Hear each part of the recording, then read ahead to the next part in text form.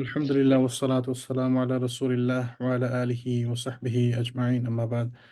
আল্লাহ সুবহানাহু ওয়া তাআলার সকল শুকরিয়া। আমরা প্রতি সপ্তাহের মতো আজকে রাসূল সাল্লাল্লাহু আলাইহি ওয়াসাল্লামের আহ, দিন সম্পর্কে জানার জন্য আমরা একসাথে একত্রিত হতে পেরেছি। আল্লাহ সুবহানাহু ওয়া তাআলা যেন আমাদেরকে শেখার তৌফিক দেন। আমাদেরকে ক্লাস করাচ্ছেন দুরুসুল মুহিম্মা লিআম্মাতিল উম্মাহ বইটি থেকে শায়খ মুখলিসুর রহমান মনসুর মাদানী হাফিজাহুল্লাহ। প্রতি সপ্তাহের মধ্যে শায়খ আমাদেরকে ক্লাস নেবেন ইনশাআল্লাহ। শায়খ শুরু করবেন এখনই।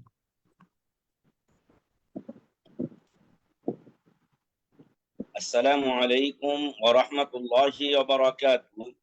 الحمد لله والصلاة والسلام على رسول الله وعلى آله وصحبه ومن والاه أما بعد. প্রশংসা মাত্রই মহামহিয়ান মহান রব্বুল ইজ্জাতের জন্য, যার অশেষ মেহেরবানিতে আমরা দূরদূরান্ত থেকে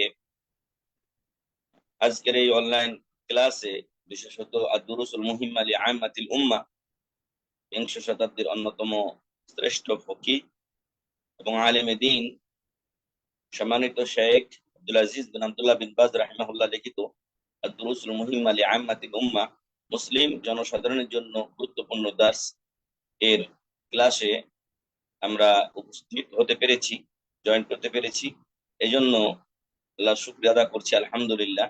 সালাত ও সালাম বর্ষিত হোক আমাদের প্রিয় নবী মুহাম্মদ সাল্লাল্লাহু আলাইহি ওয়াসাল্লামের উপরে। অতঃপর সম্মানিত উপস্থিতি,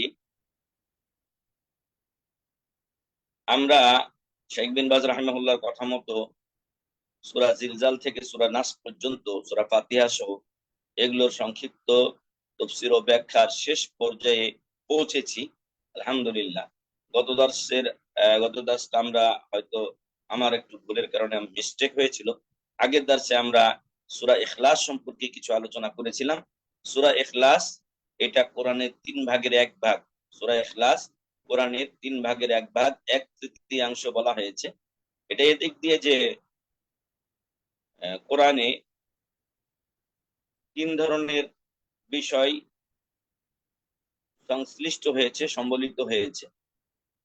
সেখানে এক প্রকার হলো তাওহীদ, আর এক প্রকার হলো হুকুম আহকাম, আদেশ নিষেধ, আর এক প্রকার হলো আগের উম্মাদদের সাথে ঘটে যাওয়া নবীগণের, রাসূলগণের কাহিনী। তো যেহেতু বিষয়গত দিক থেকে তাওহীদটা একটা আলাদা পার্ট, আর সূরাতুল ইখলাস পুরোটাই তাওহীদ, তাই এই সূরাটিকে কোরআনের 1/3 বলা হয়েছে। এবং রাসূল সাল্লাল্লাহু আলাইহি সাল্লাম এই সূরা ইখলাস বিভিন্ন সময় পাঠ করতেন। ফজরের 2 রাকাত সুন্নাতের প্রথম রাকাতে কাফিরুন, দ্বিতীয় রাকাতে সূরা ইখলাস পাঠ করতেন। তাওয়াফে যে 2 রাকাত সুন্নাহ নামাজ পড়া হয় তাওয়াফ শেষ করে, সেখানেও প্রথম রাকাতে সূরা কাফিরুন, দ্বিতীয় রাকাতে সূরা ইখলাস পাঠ করা হয়। রাসূল সাল্লাল্লাহু আলাইহি সাল্লাম সালাতুল ফিতরে যখন 3 রাকাত আদা করতেন, তখন প্রথম রাকাতে সূরা আলা, দ্বিতীয় রাকাতে কাফিরুন, তৃতীয় রাকাতে সূরা ইখলাস পাঠ করতেন। অনুরূপ সকাল সন্ধ্যা ফজর এবং মাগরিবের সালাতের পরে 3 বার করে সূরা নাস, ফালাক, ইখলাস এগুলো পাঠ করার কথা এসেছে। ঘুমোতে যাওয়ার সময় রাসূল সাল্লাল্লাহু আলাইহি সাল্লাম সূরা নাস, ফালাক, ইখলাস 3 বার করে পাঠ করে 2 হাতে ফু দিয়ে তার যতটুকু শরীরে যায় ততটুকু তিনি মাসা করতেন। এটা ঘুমানোর সময়। আর এছাড়াও অন্য সালাতগুলোর পরে একবার করে সূরা নাস, ফালাক, ইখলাস পড়ার কথা এসেছে।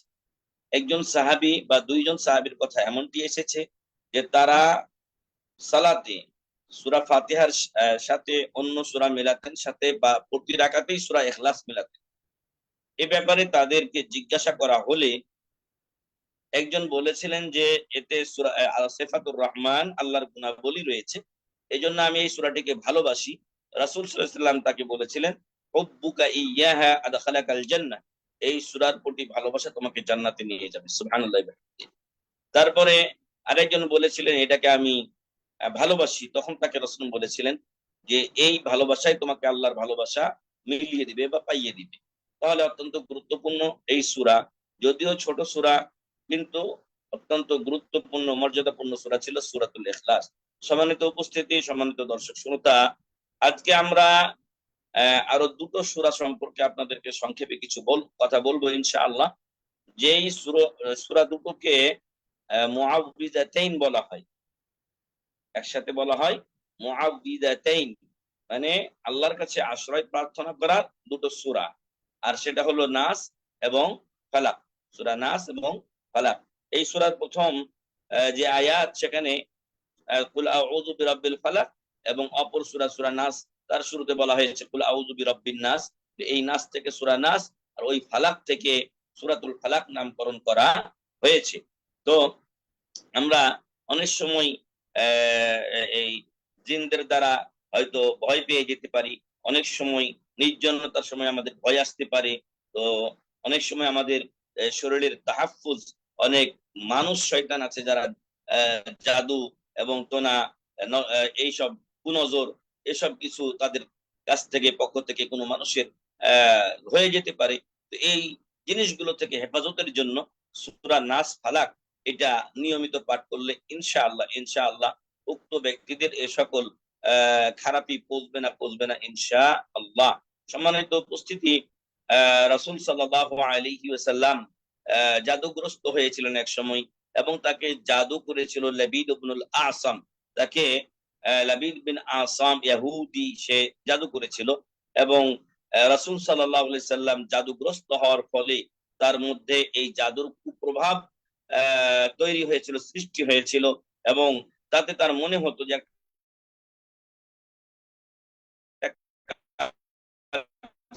করেছেন, কিন্তু ভাবতেন যে করি নাই, আবার কোনো মতো কাজ করছিল না।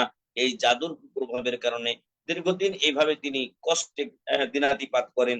একদিন তিনি শুয়েছিলেন, এবং নবীদের বিশেষ করে রাসূল সাল্লাল্লাহু আলাইহি ওয়াসাল্লামের এই ঘুমানোর সময় অন্তর জাগ্রত থাকতো, চোখ ঘুমালেও অন্তর জাগ্রত থাকতো। তো তিনি দেখলেন যে দুজন লোক তার কাছে আগমন করলেন।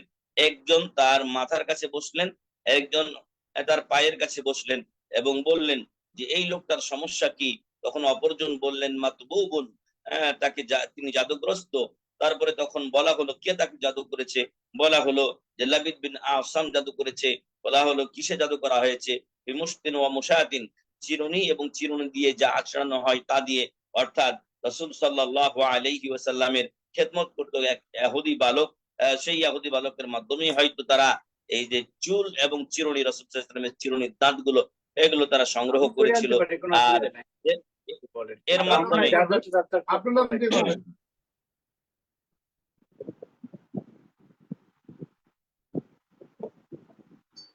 তো এগুলো দিয়ে তারা গিরা বেঁধে জাদু করে একটা পরিত্যক্ত কূপ, আহ, যার নিচে একটা আপনার খেজুরের যে কাণ্ড এটা পড়েছিল, এর নিচে ওই জাদুটা তারা রেখে এসেছিল, জাদুটা তারা রেখে এসেছিল। তো আল্লাহ রসুল সাল্লাল্লাহু আলাইহি সাল্লামকে জিবরিল আলাইহিস সালাম এবং সাথে অন্য এক ফেরেশতা দুজন মিলে এই কথাগুলো যখন বলে দিলেন, তখন আল্লাহ রসুল সাল্লাল্লাহু আলাইহি সাল্লাম আলী রাদিয়াল্লাহু আনহুকে ডেকে তিনি ওই জাদুটা বের করে নিয়ে আসতে বললেন। জাদুটা বের করে নিয়ে আসলে রাসূল সাল্লাল্লাহু আলাইহি সাল্লামের উপরে সূরা নাস ও ফালাক নাজিল করা হলো। আল্লাহ রাসূল সাল্লাল্লাহু আলাইহি সাল্লাম ওই জাদুটা খুললেন, এবং এই সূরা ও নাস ও ফালাকে এক সূরাতে 5টি, এক সূরাতে 6টি আয়াত আছে। এই 6টি 5 6 11টি আয়াত পড়লেন, আর একটা করে গিরা খুলে ফেললেন। উল্লেখ্য যে তাদের জাদুতে 11টি গিরা মারা ছিল। এই লাবিদ বিন আসাম রাসূল সাল্লাল্লাহু আলাইহি সাল্লামকে যে জাদু করেছিল, তাতে 11টি গিরা মারা ছিল। তো এইভাবে যখন গিরাগুলো খুলে ফেলা হলো, তখন আল্লাহ রসুল সাল্লাম জাদু থেকেও মুক্ত হয়ে গেলেন, আলহামদুলিল্লাহ। আর বলার অপেক্ষা রাখে না যে জাদু অত্যন্ত জঘন্য পাপ।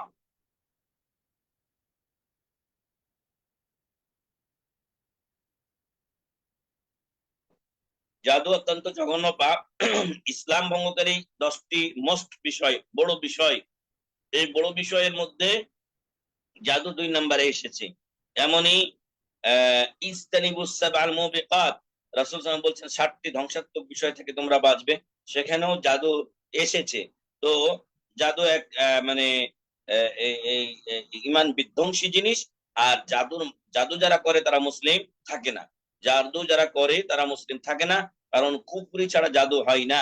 সূরা বাকারাতে আল্লাহ তাআলা বর্ণনা করেছেন যে হারুত এবং মারুত ফেরেশতাকে আল্লাহ তাআলা প্রেরণ করেছিলেন যাতে করে মানুষদেরকে তারা জাদু শিক্ষা দেন। কিন্তু জাদু শিক্ষা দেওয়ার পূর্বে তারা বলতেন যে ইন্নামা নাহনু ফিতনা ফালা তাকফুর, আমরা তোমাদের জন্য পরীক্ষা স্বরূপ, অতএব তোমরা এই জাদু শিখে কুফরি করিও না, জাদু শিখে কাফের হয়ে যেও না। তদুপরি মানুষ তাদের এই বাধা না শুনে ফায়াতাআল্লামুনা মিনহুমা মা ইউফাররিকুনা বিহি বাইনাল মারই ওয়া যাওজি, ওই দুই ফেরেশতা থেকে এমন সকল জাদু শিখতো যার মাধ্যমে স্বামী স্ত্রীর বিচ্ছেদ করত, আবার অন্য আরেকজন কুমারী নারীর সাথে একজন ছেলের ভালোবাসা তৈরি করত, বিচ্ছেদ তৈরি করত। এসব অন্যায় তারা জড়িয়ে যায়। আল্লাহ বলছেন ওমা হুম বিতারিনা বিহি মিন আহাদিন ইল্লা বিইذنিল্লাহ, আর আল্লাহর অনুমতি ছাড়া তারা কোনো কারো ক্ষতি বা উপকার করতে পারে না, মধ্য থেকে তারা নিজেরা ক্ষতিগ্রস্ত হয়। ওমা হুম বিতারিনা ওমা হুম বিতারিনা বিহি মিন আহাদিন ইল্লা বিইذنিল্লাহ ওয়া ইয়াতাআল্লামুনা মা ইয়াদুররুহুম ওয়া লা ইয়ানফাউহুম, এবং তারা এমন জিনিস এই ফেরেশতাদ্বয় থেকে শিক্ষা করত যা তাদের ক্ষতি করত, তাদের কোনো উপকার করতো না। মা ইয়াদুররুহুম ওয়া লা ইয়ানফাউহুম ওয়া লাকাদ আলিমু লামান ইশতারাহু মা লাহু ফিল আখিরাতি মিন খালাক, আর তাদেরকে এটাও জানিয়ে দেওয়া হয় এবং তারা জানতো যে যারা এই জাদু শিক্ষা করবে পরকালে তার কোনো অংশ নেই, জাহান্নাম ছাড়া তার কোনো পথ নেই, এবং এই জাদুকরদের কোনো তওবাও নেই, জাদুকরদের জন্য কোনো তওবা নাই। তওবা যদি সে করে রব্বুল আলামিনের সাথে তার বোঝাপড়া হবে, কিন্তু দুনিয়াবি জিন্দেগিতে জাদুকরের শাস্তি হচ্ছে দরবাতুন বিসাইফ, তরবারির এক আঘাতে তার কল্লা উড়িয়ে দিতে হবে, নাউজুবিল্লাহ মিন যালিক। তো এইভাবে সম্মানিত দর্শক শ্রোতা, জাদু থেকে আপনারা আমরা বিরত থাকব, জাদুকে প্রমোট করব না। দুঃখজনক হলো সত্য, মুসলিম সমাজ আজকে জাদু শেখে, জাদুকে পেশা হিসেবে গ্রহণ করে এবং মানুষ সেটাকে সম্মান করে, মানুষ সেটাকে কদর ও ইজ্জতের নজরে দেখে, নাউজুবিল্লাহ মিন যালিক। এটার কদরের কিছু নেই, এটা ঈমান বিধ্বংসী একটা জিনিস। এটাকে যারা সম্মানের চোখে দেখবে তারা বেইজ্জতি হওয়া ছাড়া আর কিছু হবে না। এই জন্য এই ব্যাপারে সচেতনতা আমাদের একান্ত জরুরি। আর বিশেষ করে যেটা বললাম, সূরা নাস, ফালাক, ইখলাস, আয়াতুল কুরসি, সূরা ফাতিহা, এগুলো আমাদের সকাল সন্ধ্যা বিশেষ করে নিয়মিত পাঠ করা দরকার, যাতে এরকম জাদু কুপ্রভাব এবং অন্যান্য বদনজর ইত্যাদি থেকে আল্লাহ তাআলা আমাদেরকে হেফাজত করেন। আল্লাহ যেন এর উপরে আমাদেরকে আমল করার তৌফিক দান করেন, আল্লাহুম্মা আমিন। আর এর এই সূরা নাস ও ফালাক এই ঘটনাকে কেন্দ্র করেই নাজিল হয়েছিল। নাজিল আল্লাহ করবেন, কিন্তু একটা ঘটনা বা সমসাময়িক এই ঘটে যাওয়া বিষয় নিয়ে বা প্রেক্ষাপটকে কেন্দ্র করে অনেক সময় আয়াতগুলো আল্লাহ তাআলা দুনিয়াতে পাঠিয়েছেন। এই সূরা দ্বয়ে মহান রব্বুল আলামিন বলছেন বিসমিল্লাহির রহমানির রহিম, কুল আউযু বিরাব্বিল ফালাক, তুমি বলে দাও যে আমি প্রভাতের, সকালের, ফালাক বলা হয় বিদীর্ণ করা, আর এখানে সকাল বলা হচ্ছে কারণ সূর্য যখন উঠে তখন অন্ধকার দূরীভূত হয়ে আলো চলে আসে। যেমন বীজ অঙ্কুরিত হয়ে বীজ ফেটে গাছ বের হয়, উদ্ভিদ বের হয়, ওইরকমই অন্ধকার কেটে গিয়ে আলো, দিন বের হয়ে আসে, জন্য এটাকে ফালাক বলা হয়েছে। তো বলে দাও কুল আউযু বিরাব্বিল ফালাক, যে আমি প্রভাতের যিনি প্রভু মহান রব্বুল আলামিন তার কাছে আমি আশ্রয় প্রার্থনা করছি। কুল আউযু বিরাব্বিল ফালাক মিন শাররি মা খালাক, এবং তিনি যে খারাপি সৃষ্টি করেছেন সেই খারাপি থেকে, অনিষ্ট থেকে আমি আল্লাহর কাছে আশ্রয় প্রার্থনা করছি। সম্মানিত দর্শক শ্রোতা, অবশ্যই মনে রাখবেন যে এই পৃথিবীতে দু ধরনের জিনিস আছে, একটা ভালো একটা মন্দ। ভালোরও স্রষ্টা আল্লাহ, মন্দরও স্রষ্টা আল্লাহ তাআলা। এটা বলা যাবে না যে খারাপ আল্লাহ তাআলা সৃষ্টি করেননি। আল্লাহ খারাপ সৃষ্টি করেছেন, কিন্তু সেটা শাস্তি দেওয়ার জন্য অথবা সেটা পরীক্ষার জন্য সৃষ্টি করেছেন। খারাপের স্রষ্টা আর দ্বিতীয় কোনো স্রষ্টা নেই। যদি আমি সেটা বিশ্বাস করি তাহলে আরেকজন স্রষ্টা চলে আসে, নাউজুবিল্লাহ মিন যালিক। এই জন্য এই বিষয়গুলো আমাদের খেয়াল রাখতে হবে যে ভালো মন্দ উভয়টার স্রষ্টা হলেন মহান রব্বুল আলামিন। তো মহান রব্বুল আলামিন বলছেন যে কুল আউযু বিরাব্বিল ফালাক, বলে দাও যে আমি আশ্রয় প্রার্থনা করছি প্রভাতের যিনি প্রভু রব তার কাছে, মিন শাররি মা খালাক, উনি যে খারাপিগুলো সৃষ্টি করেছেন সেই খারাপিগুলো থেকে আমরা আল্লাহর কাছে আশ্রয় প্রার্থনা করছি। ওয়া মিন শাররি গাসিকিন ইযা ওয়াকাব, এবং অন্ধকার রাত্রির খারাপি থেকে যখন ইযা ওয়াকাব তা আগমন করে, অর্থাৎ সন্ধ্যার সময় যখন রাত্রি আগমন করে দিনের আলো নিভে গিয়ে অন্ধকার নেমে আসে, আর তখন কিন্তু শয়তানগুলো এই দিক বিদিক ছুটাছুটি করে। আর এই জন্য রাসূল সাল্লাল্লাহু আলাইহি ওয়াসাল্লাম বলছেন সন্ধ্যার সময় ছোট ছোট বাচ্চাদেরকে তোমরা বাইরে যেতে দেবে না। আপনাদেরকেও আমি বলি এবং এই বিষয়টা আমি নিজেও আমল করি, যে ছোট ছোট বাচ্চা যারা আছে হয়তো সন্ধ্যার সময় ছাদে আছে, বাইরে আছে, এটা করতে দেবেন না। কিন্তু আল্লাহ না করুক যে কোনো সময় দুষ্ট শয়তানের দ্বারা আক্রান্ত হতে পারে। অনেক সময় তখন পেরেশানিতে পড়ে যাবেন। এই জন্য বলবো যে ছোট ছোট বাচ্চাদেরকে সন্ধ্যার সময় প্রচন্ড একেবারে দ্বীপ প্রহরের সময়, এই সময়গুলোতে বাইরে বের হতে দেবেন না। যখন একটা সময় চলে যাবে, অর্থাৎ মাগরিবের পরে 1 আধ ঘন্টা যদি চলে যায়, তখন আর কোনো সমস্যা থাকে না। তারপরে বের হতে দিলে কোনো সমস্যা নেই ইনশাআল্লাহ। তো যাই হোক, রাতের অন্ধকারের খারাপি থেকে যখন তা আগমন করে, এ থেকে আমি আল্লাহর কাছে আশ্রয় প্রার্থনা করছি। অমিন শাররিন নাফাসাতি ফিল উকাদ, এবং গ্রীবা বা গিরাতে ফু দিয়ে জাদুকারিনী নারীদের খারাপি থেকে আমি আল্লাহর কাছে আশ্রয় প্রার্থনা করছি। কারণ এই কাজটা ওই নারীরাই করেছিল রাসূল সাল্লাল্লাহু আলাইহি সাল্লামকে। এজন্য এটা বলা হয়েছে নাফাসাত, মানে যারা ফু দেয়, নারী যারা ফু দেয়, ফিল উকাদ এটা হলো গিরা। গিরাতে ফু দিয়ে জাদুকারিনী নারীদের অনিষ্ট থেকে আমি আল্লাহর কাছে আশ্রয় প্রার্থনা করছি। অমিন শাররি হাসিদিন ইযা হাসাদ, এবং হিংসুকের হিংসা থেকে যখন সে হিংসা করে। তো এই বিষয়গুলো আমরা আল্লাহর কাছে এই বিষয়গুলো থেকে আশ্রয় প্রার্থনা করলাম সূরা ফালাকের মধ্যে। সূরা ফালাকে আপনার 1 2 3 4 5টি আয়াত আছে। সূরা নাসে আছে 6টি আয়াত। এখানে মহান রব্বুল আলামিন বলছেন, কুল আউযু বিরাব্বিন নাস, বলে দাও যে আমি আশ্রয় প্রার্থনা করছি মানুষের যিনি প্রভু তার কাছে, মালিক মালিকিন নাস, মানুষের যিনি মালিক তার কাছে, ইলাহিন নাস, মানুষের যিনি ইবাদত পাওয়ার একমাত্র যোগ্য সেই আল্লাহর কাছে আমি আশ্রয় প্রার্থনা করছি। এই হলো তিনটা হলো আল্লাহর গুণ, রব্বুন নাস, মালিকিন নাস, ইলাহিন নাস, তিনটা হলো আল্লাহ তাআলার গুণ।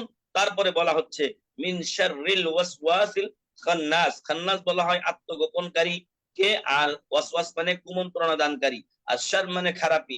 তো কুমন্ত্রণা, আত্মগোপনকারী, আত্মগোপনকারী, এই কুমন্ত্রণা দাতা যে শয়তান, সেই শয়তানের খারাপি থেকে আমি আল্লাহর কাছে আশ্রয় প্রার্থনা করছি। খান্নাস, শয়তানকে খান্নাস বলা হয়েছে কারণ যখন আপনি জিকির আজকার করেন, যখন আপনি দোয়া দরুদ পড়েন, যখন কোরআন তেলাওয়াত করেন, তখন আপনার কাছ থেকে শয়তান পালিয়ে যায়, শয়তান পালিয়ে যায়। আপনারা জানেন যে রাসূল সাল্লাল্লাহু আলাইহি ওয়াসাল্লাম বলেছেন, আজানের শব্দ শুনে শয়তান আহ, অত্যন্ত খারাপ ভাবে বায়ু বের হতে হতে সে পালাতে থাকে। এই আজানের শব্দ যত দূর যায় সে তত দূরে পালিয়ে যায়। তো আপনার আমার অন্তরে যদি, আপনার আমার বাড়িতে যদি, আল্লাহর অফিস আদালতে যদি আল্লাহর জিকির আজকারটা আমরা ঠিক রাখতে পারি, তাহলে ইনশাআল্লাহ আমাদের বাড়ি ও অফিস আদালতে শয়তানি যে ওয়াসওয়াসা, জিন ধরা, ভূত ধরা ইত্যাদি এবং এই জাদু ইত্যাদির যে খারাপি গুলো, ইনশাআল্লাহ ইনশাআল্লাহ এগুলো কাজ করবে না। তো মিন শাররিল ওয়াসওয়াসিল খান্নাস, আত্মগোপনকারী, কুমন্ত্রণা দানকারী শয়তানের খারাপি থেকে আমি আল্লাহর কাছে আশ্রয় প্রার্থনা করছি।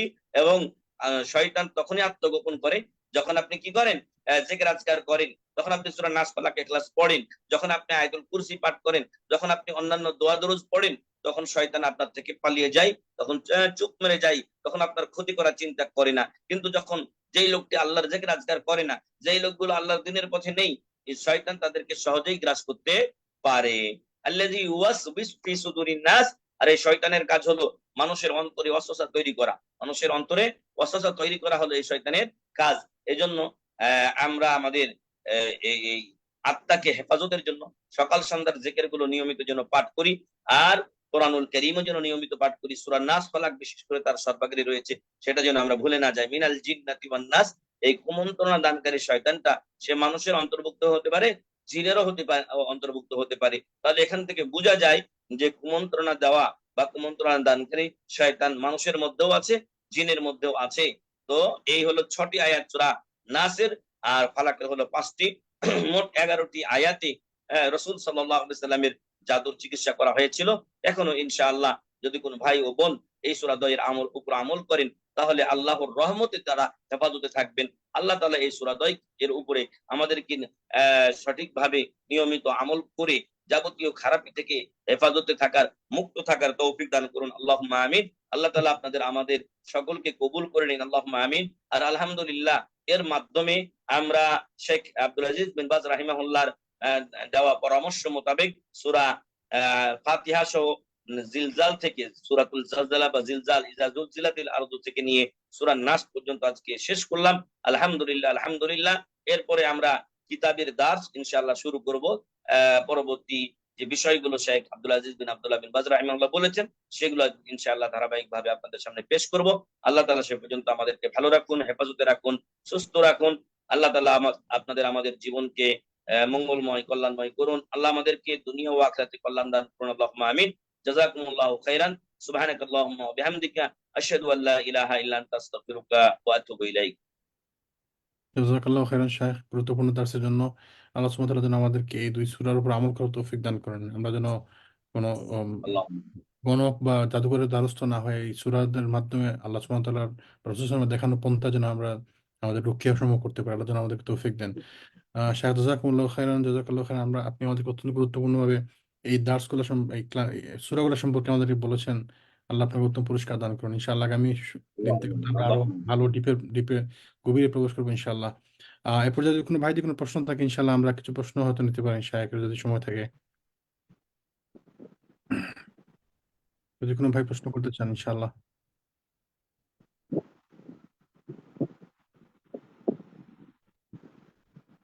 এর মধ্যে যদি শায়েখ আমাদেরকে একটু দিক নির্দেশনা দিতেন যে বর্তমানে যে প্রেক্ষাপটটা চলতেছে, এই যে আমরা ইরানের প্রেসিডেন্ট মারা গেছে, তারপর অনেক ভাইদের দেখি যে খুব মানে ওরা মর্মাহত ইরানের প্রেসিডেন্টের মৃত্যু নিয়ে, যে খুব মানে কষ্টে ভেসে যাচ্ছে এই মুসলিম উম্মার এত বড় একজন নেতাকে আমরা হারালাম। এই যে মানুষের মধ্যে একটা আবেগ কাজ করতেছে শিয়াদের ব্যাপারে ধারণা না থাকার কারণে, তো শায়েখ যদি আমাদেরকে একটু ধারণা দিতেন এই ব্যাপারে ইনশাআল্লাহ। ধন্যবাদ নোমান ভাই। আসলে শিয়াদের উৎপত্তি হয়েছে ইসলামের শত্রুতার জন্য। তাদের প্রথম, এদেরকে আরবরা শিয়া বলে না, যারা আকীদা বিশেষজ্ঞ তারা এদেরকে শিয়া বলে না। শিয়া বলা হয় মূলত স্বগোত্রীয় লোক, নিজ দলের লোককে বলা হয় শিয়া। মানে আমরা একই গ্রুপের লোক, এটাকে বলা হয় শিয়া। আপনি আমার শিয়া, মানে আপনি আমার দলীয় লোক, আপনি আমার দলীয় লোক। তো এরা নিজেদেরকে শিয়া তো আলী বলে, মানে আলী রাদিয়াল্লাহু আনহুর দলের লোক বলে পরিচয় দেয়। কিন্তু এরা মূলত আলী রাদিয়াল্লাহু আনহুকেও পরিহার করেছে। এবং এই আপনার আম, এই আরব ওলামা ইকরাম এদেরকে মূল নাম দিয়েছে রাফিদি আর রাফিদা বা রাফিদি নাম দিয়েছে। এটার কারণ হলো যে এরা আবু বকর, ওমর, উসমান রাদিয়াল্লাহু আনহুম আজমাইন তাদেরকে প্রত্যাখ্যান করেছে। রাফাদা ইয়ারফুদু মানে প্রত্যাখ্যান করা। তারা আলী রাদিয়াল্লাহু তারা আবু বকর, ওমর, উসমানদেরকে প্রত্যাখ্যান করেছে। তারপরে হাফসা, আয়েশা রাদিয়াল্লাহু আনহুম তাদেরকে তারা কাফের বলে। আয়েশা রাদিয়াল্লাহু আনহার পবিত্রতার ব্যাপারে আল্লাহ তাআলা 10টি আয়াত সূরা নূরে নাজিল করেছেন, অথচ তারা বিশ্বাস করে আয়েশা রাদিয়াল্লাহু আনহা এই জিনাতে জড়িত ছিলেন। এবং ওদের শয়তান নামী হ্যাঁ এই এই ইমাম মাহাদি আসবে, ওদের একটা ইমাম মাহাদি নামে এক শয়তান নাকি তাদের আগমন করবে, যা তাদের মানে দুরাশা ছাড়া আর কিছু না। সে এসে নাকি এই আয়েশা রাদিয়াল্লাহু আনহার উপরে হুকুম কায়েম করবে, মানে বিচার কায়েম করবে। আবু বকরকে দোররা মারবে, তাদেরকে কোন গাছের উপরে চড়িয়ে দিবে, তাদের পাপের কারণে গাছ থেকে সকল পাপ ঝরে যাবে। আর তারা তাদের কালিমাতে বলে থাকে, আমার যদি এই কিছুদিন আগে আমি একটা ইয়া করেছিলাম, আপনারা হয়তো অনলাইনে পেয়েছেন, একজনকে মুসলমান বানাচ্ছে, সেখানে বলছে যে আশহাদু আন্না আবা বকরিন ওয়া উমর ওয়া উসমান, তারপরে হাফসা ওয়া আয়েশা কাফির, নাউযুবিল্লাহি মিন যালিক। যারা ইসলামের সর্বাগ্রের লোক, যারা জান্নাতের সুসংবাদ প্রাপ্ত, তাদেরকে তারা কাফের ভাবে। আর আমাদের যে কোরআন 30 পারা, এটাকে তারা বিশ্বাস করে না। আমাদের বুখারী, মুসলিম, আবু দাউদ, তিরমিজি, নাসাই, ইবনে মাজাহ এগুলো তারা মানে না। সম্পূর্ণ তাদের শরীয়ত আলাদা। ফলে যারা জামাতে ইসলাম সহ যারা তাদের প্রতি সহানুভূতি দেখিয়েছে, মূলত এরা মূর্খ ছাড়া আর কিছু না। তারা শিয়াদের সম্পর্কে কিছুই জানে না, বরং আবেগী হয়ে তারা শিয়াদের ইরানি বিপ্লবে বিশ্বাসী, ইরানি বিপ্লবে বিশ্বাসী, ইরানি বিপ্লবে বিশ্বাসী হয়ে তারা ওইরকম বিপ্লব আমাদের সমাজে আনতে চায়, নাউজুবিল্লাহি মিন যালিক। তো ইরানে অসংখ্য অসংখ্য সুন্নি মসজিদ ছিল, সুন্নি অনেক মুসলিম ভাই ও বোনেরা ছিলেন, তাদেরকে একেবারে কচুকাটা করেছে, তাদেরকে জবেহ করে হত্যা করেছে। এই অদূর অদূর ইরাকে অসংখ্য আলেম ওলামাকে, মসজিদের ইমামকে তারা জবেহ করে হত্যা করেছে, নাউজুবিল্লাহি মিন যালিক। বর্তমানের সিরিয়ার এই অবস্থার পিছনে অন্যতম দায়ী এবং প্রধানতম দায়ীদের কাতারে ইরান রয়েছে। ইরানের ইরানের ভবিষ্যৎ প্ল্যান হচ্ছে মিডল ইস্টকে নিয়ে সে শিয়া রাষ্ট্র কায়েম করবে, নাউজুবিল্লাহ মিন যালিক। এজন্য হুতিদের দ্বারা ইয়ামানকে আক্রমণ করিয়েছে, এবং হুতিরা ওই ইসরায়েলে আক্রমণ করে না, ওরা আক্রমণ করে সৌদি আরবে, রিয়াদে, তারা মক্কা অভিমুখে বোমা ফেলায়, নাউজুবিল্লাহ মিন যালিক। তো এইসব শিয়া রাফিজি তারা তাদের মৃত্যুতে মুসলিম ব্যক্তি যদি সে সত্যিকারের মুসলিম হয়ে থাকে আনন্দিত হবে। এই যে রাইসি এবং তাদের পররাষ্ট্রমন্ত্রী সহ যারাই মারা গেছে, আলহামদুলিল্লাহ আলহামদুলিল্লাহ, ওরা অত্যন্ত জঘন্যভাবে আমাদের মুসলিম ভাই ও বোনদেরকে জবে করে নির্যাতন করে হত্যা করে। আর এদেরকে আল্লাহ তাআলা অটোমেটিকলি হয়তো কোনো বান্দার দোয়াতেও হতে পারে এইভাবে হত্যা করেছেন, নিশ্চিহ্ন করেছেন, আলহামদুলিল্লাহ। এজন্য মুসলিম ব্যক্তি খুশি হবে, আনন্দিত হবে, এজন্য শোকের কিছু নেই। যে এজন্য শোক প্রকাশ করে হুয়া মিনহুম, সে তাদের দলভুক্ত এবং সে ইসলাম থেকে খারিজ। আল্লাহ তাআলা কোরআনে বলেছেন যে ওমান ইয়াতাওয়াল্লাহুম মিনকুম ফাইন্নাহু মিনহুম, তোমাদের মধ্যে যারা কাফেরদের সাথে এরকম মুনাফিকের চাইতে জঘন্য মুনাফিক রাফিজদের সাথে যাদের সম্পর্ক থাকবে, তারা তাদের দলভুক্ত বলে গণ্য হবে। ঠিক আছে, এই জন্য শিয়া রাফিজদের একটি দলকে ওলামায়ে কেরাম বলছেন কিছুটা ভালো, তারা হচ্ছে জাইদিয়া সম্প্রদায়। জাইদিয়া সম্প্রদায়ের প্রাথমিক যে আকীদা সেটা হলো যে আলী রাদিয়াল্লাহু আনহু খেলাফতের অধিক যোগ্য আবু বকরের থেকে। বাকি আকীদা যতটুকু আমরা শুনেছি তারা আমাদের মতোই আকীদা রাখে, আমাদের মতো আমল করে। যদি এই হয় তবে এর জন্য তারা কাফের হয়ে যায় না, যদিও এটা গ্রহণীয় নয় তাদের, কিন্তু এই জন্য তারা কাফের নয়। তাই ওলামায়ে কেরাম তাদের এই গ্রুপটাকে কাফের বলেননি। বাকি 99.99 ভাগ রাফিজিরা, আমরা বলছি তাদের নাম শিয়া দেওয়া ঠিক নয়, রাফিজিরা তারা কাফের, এতে কোনো সন্দেহ নাই। আর ইসলামের যে সকল শত্রু তারা তার মৃত্যুতে মুসলিম আনন্দিত হবে না তো কাফের আনন্দিত হবে, নাউজুবিল্লাহ মিন যালিক। আরেকটা বিষয়, তারা মানুষের আবেগকে কাজে লাগায়। এই যে ফিলিস্তিনকে নিয়ে সৌদি আরব সবসময় চিন্তা করে, ফিলিস্তিনে সৌদি আরব যত সাহায্য সহযোগিতা দিয়েছে পৃথিবীর কোন রাষ্ট্র দেয় নাই, এবং সবসময় চিন্তা করে কিভাবে এখানে একটা শান্তিময় পরিবেশ ফিরিয়ে আনা যায়, মানে একটা চুক্তি ইত্যাদি। যখনই এরকম একটা কাছাকাছি বিষয়ে পৌঁছে তখন এই ইরান শয়তান হামাসের দ্বারা, এই হামাস হলো তারা হলো ইরানপন্থী, আর এই যে দুই চারটা মিসাইল টিজাইল মাইরা দেয়, সেদিন লাস্টের দিকে দেখা গেল যে শত শত মিসাইল মারলো, একটা ইহুদিও মরলো না, নাউজুবিল্লাহ। তো এগুলো প্রথম দিক দিয়ে দুই চারটা তারা মেরে দেয়, তারপরে তার যে ক্ষতিগুলো নেমে আসে এগুলো কাদের উপরে নেমে আসে? এগুলো সাধারণ জনতার উপরে নেমে আসে। সাধারণ জনতার হসপিটালে তারা তাকে বোমা নিক্ষেপ করে। তো হামাস এবং ইরানপন্থীরা মুসলিমদের সুন্নিদের কোনো উপকার করে না, তারা তাদের ক্ষতি করে। এবং পরবর্তীতে এই যে আপনার ফিলিস্তিনে সারা বিশ্ব থেকে যে ত্রাণগুলো যায়, এই হামাসের শয়তানেরা তারা এগুলো ভোগ করে, তারা এগুলো খায়। তারা এখন সেদিন শুনলাম তাদের বড় বড় কোন নেতা তুরস্কে অবস্থান করছে। এটাই হয় সাধারণত, তাদের ছেলে মেয়েদেরকে গিয়ে দেখবেন যে আমেরিকাতে, ব্রিটেনে গিয়ে লেখাপড়া করছে, ফ্রান্সে গিয়ে লেখাপড়া করছে, জার্মানিতে গিয়ে লেখাপড়া করছে, দেখবেন এই হামাসের নেতাদের ছেলে মেয়েরা এটাই করছে।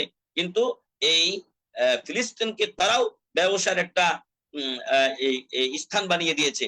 ইরান আজকে খুব বড় বড় কথা বলে ইসরায়েলের বিরুদ্ধে, কিন্তু মনে রাখবেন ইসরায়েলে তার দূতাবাস আছে, ইসরায়েলের সাথে তার যোগাযোগ আছে। ইরানে 200 এত বড় বড় ধনী লোক আছে ইহুদি, যাদের উপরে ইরানের অর্থনীতি ডিপেন্ড করছে।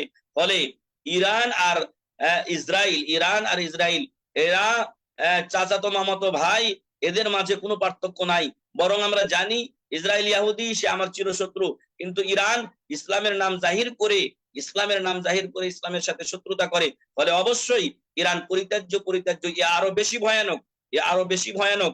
আপনারা হয়তো ভুলে যাননি, এই করোনার সময় বা তার আগে হয়তো কিছুদিন আগে মক্কাতে অসংখ্য হাজিরা মারা গিয়েছিলেন, যার শেষে যে সংখ্যা সেটাও সৌদি সরকার লজ্জায় আর জানাননি। তো এই যে অসংখ্য হাজিদের মৃত্যুর পিছনে মৃত্যু ছিল, ইনশাআল্লাহ হাজিরা আমাদের সুন্নি ভাই ও বোনেরা তারা শাহাদাতের মর্যাদা পাবেন, আল্লাহ তাদেরকে সেই মর্যাদায় কবুল করুন, আল্লাহুম্মা আমিন।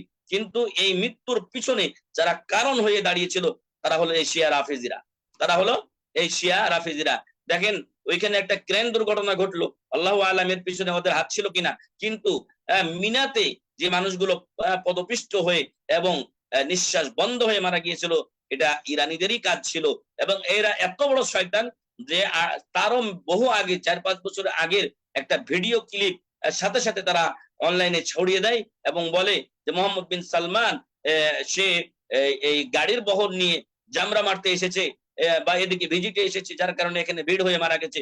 অথচ ভিডিওটা ছিল আরো 4-5 বছর আগের। কিভাবে মিথ্যাচার তারা করে থাকে। ফলে আমাদের যে ভাইয়েরা ইরানের এই প্রেসিডেন্টের জন্য, ইরানের এই লোকগুলো মারার জন্য সম্প্রীতি দেখায়, তাদের প্রতি দয়া মায়া কান্না শুরু হয় তাদেরকে আমরা বলবো যে ফিলিস্তিনের যে সমস্ত মা ও বোনেরা নির্যাতিত হচ্ছে, ইরানের ভিতরে এই দাম্মাজ এলাকায় নির্যাতিত হচ্ছে, অসংখ্য মসজিদ ছিল সুন্নিদের তেহরানে, সব গুড়িয়ে দেওয়া হয়েছে, নিশ্চিহ্ন করে দেওয়া হয়েছে।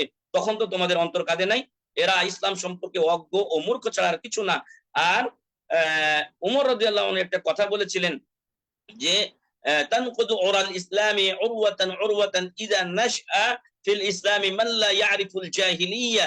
ইসলামের পুঁথি দানা একটার পর একটা করে কাটতে থাকবে, রজ্জু একটা করে, রশি একটা করে কাটতে থাকবে। ইযা নাশআ ফিল ইসলাম, যখন ইসলামে এমন লোকদের আবির্ভাব ঘটবে, মান লা ইয়ারিফুল জাহিলিয়া, যারা জাহিলিয়াতকে চেনে না। আজকে আমি বলতে চাই, যারা রাফেজদের শিয়াদেরকে চেনে না, তাদের কারণে ইসলামের এই রজ্জু, ইসলামের যে পুঁতিমালা একটা একটা করে শেষ হয়ে যাচ্ছে। এরা মানুষকে এই না নিজেদের জ্ঞান আছে নাকি তারা মানুষকে দিক নির্দেশনা দিতে পারে, বরং তারা নিজেদের সুবিধার্থে মানে বিভিন্ন সময়ে তারা বিভিন্ন বিষয়কে জায়েজ করে নিয়েছে। যেটা সূরা ছিল সেটাকে তারা গণতন্ত্র বানিয়ে ফেলেছে, নাউজুবিল্লাহি মিন যালিক। তো আল্লাহ তাদের খারাপি থেকে আমাদেরকে হেফাজত করুন। এবং আমরা আহলুস সুন্নাহ ওয়াল জামাআহ, আমরা সালাফি, আমরা আহলুল হাদিস, ইরানের এই শয়তানগুলো মরার কারণে আমরা আল্লাহর শুকরিয়া আদা করি, আলহামদুলিল্লাহ। আমরা আনন্দ প্রকাশ করি ইসলামের শত্রুদের ধ্বংসের জন্য, আলহামদুলিল্লাহ। আশা করি স্পষ্ট হয়েছে। জাযাকুমুল্লাহ খাইর। জাযাকাল্লাহু খাইরান শেখ, আপনার আসসালামু গুরুত্বপূর্ণ। আলাইকুম শেখ। শেখের সময় থাকলে এই বিষয়টা একটা বিষয় জানতে চাচ্ছিলাম, যদি সময় থাকে শেখ। বলেন। একজন শায়েখ ওই দিন গতকাল একটা দেখলাম ভিডিও তার, সে এই রাইসি মারা যাওয়ার পরে ভিডিওটা কেউ প্রশ্ন করছে। তো উনি যেটা বলছে সারসংক্ষেপে, এই রাফেদিদের ব্যাপারে তাদের আকীদা খারাপ, সবকিছুই সবই বলছে। বলার পরে লাস্টে বলছে যে তাদেরকে মোস্ট অফ দা আলেমরা তাদেরকে কাফের ফতোয়া দেয় না একাধারে, মানে পাইকারি হারে যে তারা কাফের এ কথা বলে না। যদি তাই বলতো তাহলে তারা হজ করতে আসতে পারতো না। তাহলে সৌদি সরকার তাদেরকে, যেহেতু কোরআনে স্পষ্ট করছে যে কোনো মুশরিক বা কাফের হয়েছে পারে মক্কাতে ঢুকবে না, হেরামে ঢুকবে না, তাহলে পারে তাদেরকে যদি আমরা কাফের না বলি, তাহলে তো তাদের হজ যেহেতু করতে আসতে পারে, তাহলে তাদেরকে তো কাফের আমরা মনে করি না, তাহলে তাদের জন্য দোয়া করা যায়। সে এবছর কি বড় ইরান থেকে মাপের হাজি একজন আসবে? ডক্টর এবছর এসে কি এই ইরান কথা থেকে হাজি আসবে বলছে। কামরুজ্জামান ভাই? এবছর কি ইরান থেকে হাজি জি, আসবে? হ্যাঁ, জানি এখন না কি সেটা, ইরান কিন্তু থেকে উনি যেটা আমি বলছিল আর কি। কামরুজ্জামান ভাই, আমার জানি না, আমার জানাতে ত্রুটি আছে হয়তো, আমি অতটা লেটেস্ট খবরটা জানি না। কিছুদিন আগে ইরানের সাথে সৌদি আরবের চরম, বিশেষ করে ওই ঘটনা কেন্দ্রিক, মানে ওই যে মিনাতে যে হাজিগুলো মারা গেলেন, কয়েক হাজার হাজি, তো ওই ঘটনা কেন্দ্রিক ইরানের সাথে চরম উত্তেজনাপূর্ণ অবস্থা হয় এবং সৌদি থেকে ইরানের দূতাবাস ব্যান্ড করে দেওয়া হয় এবং ইরানিরাও সৌদির দূতাবাস যেটা ইরানে ছিল তেহরানে, সেটা পুড়িয়ে দেয় এবং সেখান থেকেও তাদের যে ইয়ারা আছে, এই অ্যাম্বাসেডর এবং কনসুলেট, তাদেরকে তারা নিয়ে চলে আসে আমার জানা মতে। আর এখন হাজি আসে বলে আমার জানা নেই, যতটুকু জানি যে হয়তো এখন আর আসে না এবং তারা এটার প্রয়োজন মনে করে না। যতটুকু শুনেছি তারাও একটা কাবাঘর এরকম তৈরি করেছে ইরানে, সেখানেই তারা যায় এবং তাদের কাছে এই মক্কা কোনো মূল্যায়ন রাখে না, তারা তো নামাজও পড়ে না। ঠিক আছে, তো যাই হোক, এখন যেটা আমরা তো আকীদা নিয়েই পড়েছি আলহামদুলিল্লাহ। তাদের জাইদিয়া যে কবিলা আছে, তাদের জাইদিয়া যে কবিলা আছে, সেই জাইদিয়া কবিলার আকীদাটা তখনকার সময় ভালো ছিল। এখন এই জাইদিয়া কবিলা আছে কিনা আর তারিখ মানে আকীদা কত কি পর্যায়ে আছে সেটাও আমরা জানি না। ফলে তারা আমাদেরকে মুসলিম মনে করে না, তারা আমাদের কোরআন মানে না, তারা আমাদের বুখারী মুসলিম মানে না, তাদের ইসলামের আর কি থাকলো? বুঝে আসছে কি? জি কোন শেখ, একটা বুঝছি, বই কিন্তু হজ মৌসুমে উনি হজ যে বলছে আর মৌসুমে কি, আসার আপনার পরে নামটা বলি আর কি, আপনাকে ওই যে বলি ডক্টর আপনি আবুল কালাম আজাদ আপনাকে বাশার। হ্যাঁ, আবুল কালাম আবুল বাশার। কালাম আজাদ বাশারের উনি আকিদার বলছে, আকিদার জ্ঞান কতটুকু আছে? আবুল কালাম আজাদ উনি সবই বাশারের বলছে, বলার আকিদার পরে জ্ঞান বলছে যে কতটুকু তারা বা তো, আছে? তাদেরকে আমরা কাফের মনে করি না, তাইলে তাদের জন্য দোয়া করা যাবে। উনি সেটা বলতে, তো সেই বিষয়টা আবুল আমি জানতে কালাম চাচ্ছি, দোয়া আজাদ করা যাবে এই আবুল বিষয়টা। কালাম আজাদ বাশার এরা তো এরা আমি যাদের কথা বললাম ওরা তো ওদেরই দলের লোক। জি জি এরা ইরানি ইরানি বিপ্লবে মানে উজ্জীবিত হয়ে বাংলাদেশে ওই ওই জামাতে ইসলামী ইখওয়ানি মওদুদি ওরা একই মানে এক লাইনের ঘেরা। হয়তো এরা একটু ভালো, কিন্তু ওদেরকে ওদের জন্য দোয়া করা যাবে কোথায় আছে? এই যে ওরা যে মুসলমান বানাচ্ছে, আবু বকর ওমর আলীদের ওসমানদেরকে যে লানত করছে, তো আবু বকরকে যদি কেউ লানত করে সে আর মুসলিম থাকে? আপনি আমরা তো আরবিতে লিখি, ইউটিউবে আপনি সার্চ দিবেন মানে জারাইমুর রাফিদা একটা শব্দ লিখে, জারাইমুর রাফিদা রাফিজদের যে এরা কাবা শরীফ দখল করে নিতে চেয়েছিল এবং এরা অসংখ্য মানে হাজিদেরকে হত্যা করেছিল কাবার চত্বরে, এদের পূর্বপুরুষেরা। এবং এরা হাজরে আসওয়াদকে চুরি করে নিয়ে পালিয়ে গিয়েছিল এবং প্রায় মনে হয় কত বছর যেন, এটা 20 বছর না 40 বছর এরা হাজরে আসওয়াদকে মানে নিজেদের কাছে রেখে দিয়েছিল। পরবর্তীতে কোনো এক কোনো না কোনো ভাবে বাধ্য হয়ে তারা এটা আবার ফিরিয়ে দেয়। জাযাকাল্লাহু খাইরান। শিয়াদের প্রথম উদ্ভাবন যখনই হয়েছিল কামরু ভাই, সেখানে তারা বলেছিল আলী হলো আমাদের মাবুদ। আলী রাদিয়াল্লাহু আনহু ওই দলটাকে পুড়িয়ে মেরেছিলেন এবং তখন তারা বলেছিল যে আমাদের এখন আরো বিশ্বাস হলো যে আলী আমাদের মাবুদ, কারণ রাসূল বলছেন যে তোমরা আগুন দিয়ে শাস্তি দিও না, আগুন দিয়ে আগুনের রবি মানে শাস্তি দেবে। তখন তাদের নাকি আরো ইয়াকিন বিশ্বাস হলো বেশি যে আলী তাদের মাবুদ, নাউজুবিল্লাহ।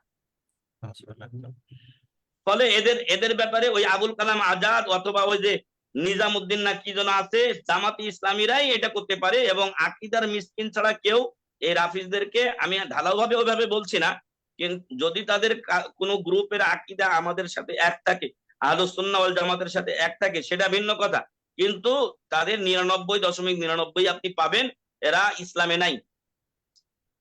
তারপরে জাযাকাল্লাহ খাইর শেখ। সম্ভবত আমার যতটুকু মনে পড়ে যে আব্দুর রহমান আস-সুদাইস হাফিজাহুল্লাহকেও জিজ্ঞাসা করা হয়েছিল, তিনি কাফের বলে ফতোয়া দিয়েছেন। জাযাকাল্লাহু খাইরান শাইখ। আমরা আসলে আমাদের রাসূল সাল্লাল্লাহু আলাইহি ওয়াসাল্লাম বলছেন আমি হাদিসের আর মধ্যে কিছু আছে, তথ্য পাইলে কামরু ভাই ইনশাআল্লাহ গ্রুপে দিয়ে দেবো জি ইনশাআল্লাহ, জি জি, বারবার জানাবো। জাযাকাল্লাহ খাইর শেখ। শাইখ রাসূল সাল্লাল্লাহু আলাইহি ওয়াসাল্লাম যেমন বলছেন তবে আমাদেরকে এগুলো সাধারণত আমাদের দেশে তো ওই যে জামাত ইসলামীরা ইরানপন্থী বলে, মানে আপনি যাকে ভালোবাসেন তাকে আপনি কখনোই খারাপ বলবেন না, এটাই স্বাভাবিক।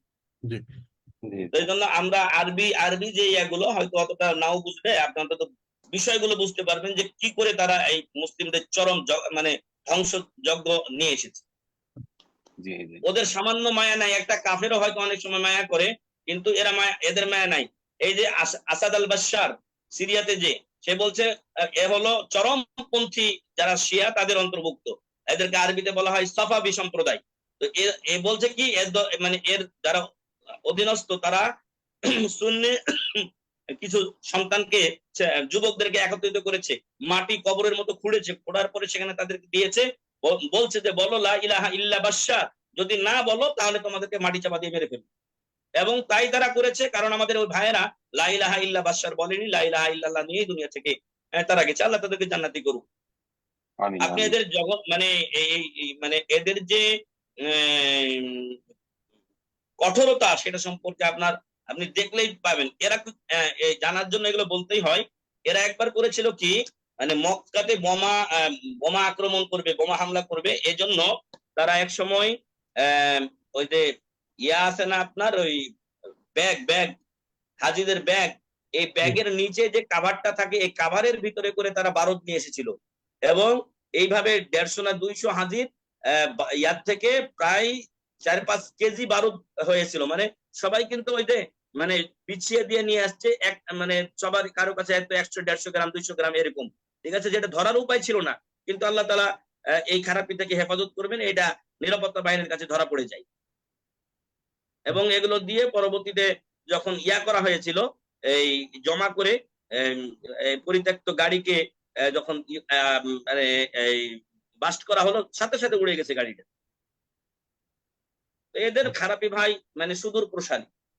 লা খাইরা ফিহিম, মানে এদের মাঝে কোনো কল্যাণ নেই, কল্যাণের আশা করাও বড় দুরাশা। আল্লাহ সুবহানাহু ওয়া তাআলা আমাদের হেফাজত করুন তাদের ইয়ে থেকে। আজকে শেষ করি, আমি কিছু তথ্য দেব আরবদের থেকে, ইনশাল্লাহ গ্রুপে দিয়ে দিব, নাহলে কামরু ভাইকেও দিব ইনশাল্লাহ। ইনশাআল্লাহ ইনশাআল্লাহ, জাযাকাল্লাহ খাইর শাইখ। আচ্ছা রাখলাম আজকে, হ্যাঁ আমারও ক্লাস আছে। জাযাকাল্লাহু খাইরান। আসসালামু আলাইকুম ওয়া রাহমাতুল্লাহি ওয়া ওয়ালাইকুম আসসালাম ওয়া বারাকাতুহু। সুবহানাকাল্লাহুম্মা ওয়া বিহামদিকা আশহাদু আল্লা ইলাহা ইল্লা আনতা আস্তাগফিরুকা ওয়া আতুবু ইলাইক।